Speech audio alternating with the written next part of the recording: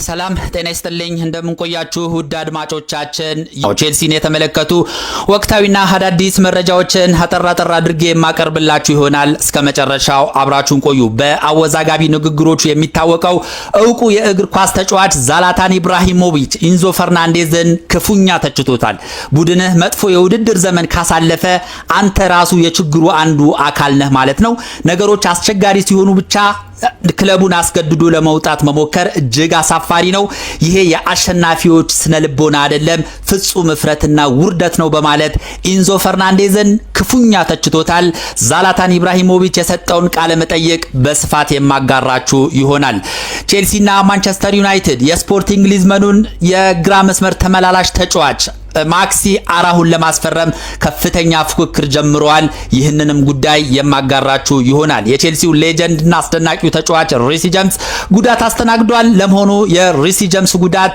ምን ያህል ነው የሚለውን ጉዳይ እንመለከታለን ለቼልሲ አዲስ የፈረመው ተጫዋች የአትላንታው ማርኮ ባሌስትራ የሕክምና ምርመራውን አጠናቆ ለቼልሲ በይፋ ፈርሟል ይህንንም መረጃ የማጋራችሁ ይሆናል እነዚህንና ሌሎች ቼልሲን የተመለከቱ ጉዳዮችን እንደየቀደም ተከተላቸው የማጋራችሁ ይሆናል እስከ መጨረሻው አብራችሁን ቆዩ ኢንዞ ፈርናንዴዝ ከቼልሲ ወጣለው ማለቱን ተከትሎ በአወዛጋቢ ንግግሩ የሚታወቀው ዕውቁ የእግር ኳስ ተጫዋች ዛላታን ኢብራሂሞቪች ኢንዞ ፈርናንዴዝን ክፉኛ ተችቶታል ያሁን ጊዜ ተጫዋቾች በጣም አስቸጋሪዎች ናቸው ሐሳባቸው ሁሉ አይገባኝም ለቡድኖቻቸው ታማኝ አይደሉም በማለት የጀመረው ዛላታን ኢብራሂሞቪች ኢንዞ ፈርናንዴዝን በጠንካራ ቃላት ተችቶታል ቡድንህ መጥፎ የውድድር ዘመን ካሳለፈ አንተ ራሱ የችግሩ አንዱ አካል ነህ እነዚያን ጨዋታዎች የተጫወተው አንተ ነህ በዛም ሜዳ ላይም የነበርከው አንተ ነህ ከሐላፊነት መሸሽ አትችልም በማለት ዛላታን ኢብራሂሞቪች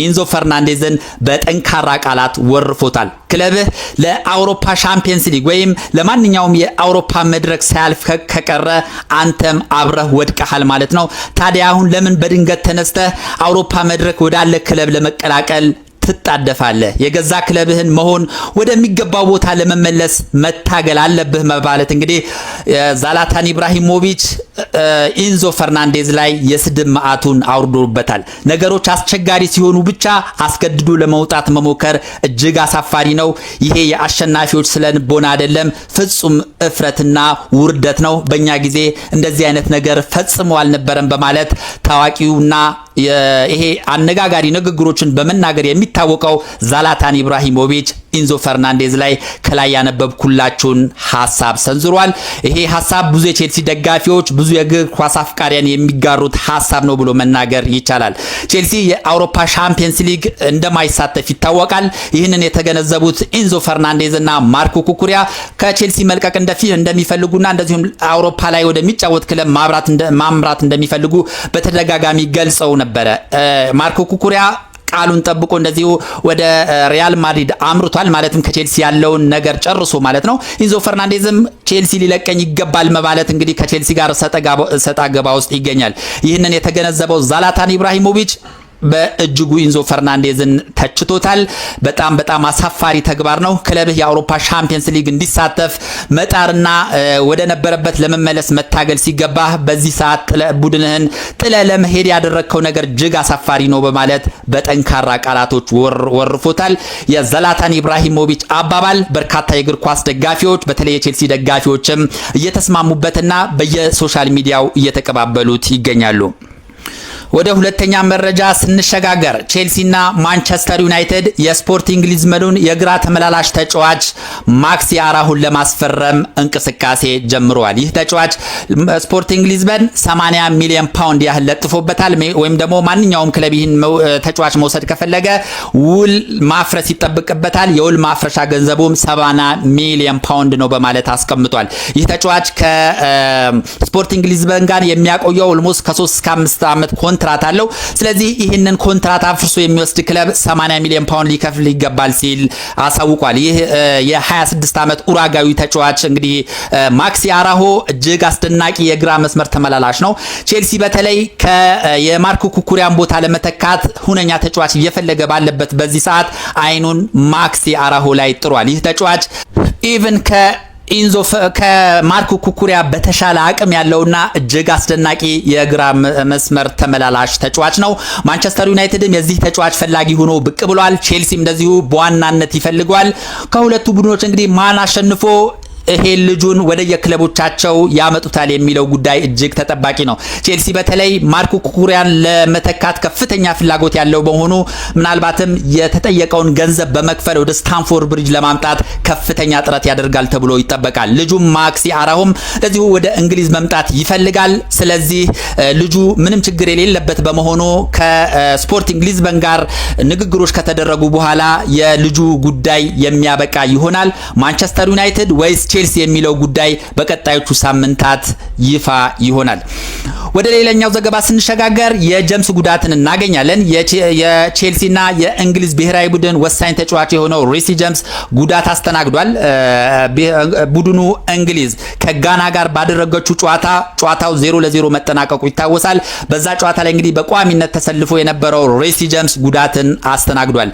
በዚህም መሰረት እንግዲህ 2 እና 3 ጨዋታዎች ያህል ሊያመልጡት እንደሚችሉ ነው የተዘገበው። የእንግሊዝ ብሔራዊ ቡድን በቀጣይ ከፓናማ ጋር ይፋለማል። በዚህ ጨዋታ ላይ ሪሲ ጀምስ አይሰለፍም።